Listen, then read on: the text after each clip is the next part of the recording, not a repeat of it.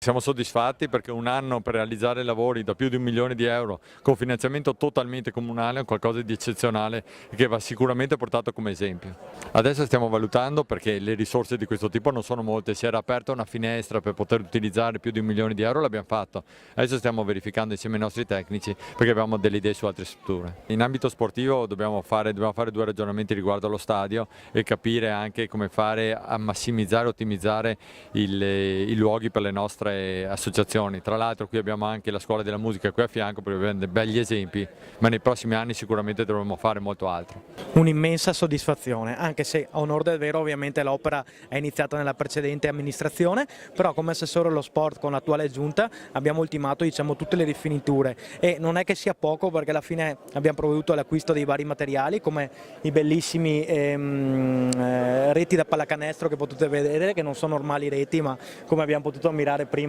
si rialzano, salgono, insomma, le porte da calcetto, le reti da pallavolo, insomma abbiamo comunque in poco tempo svolto un'ottima opera di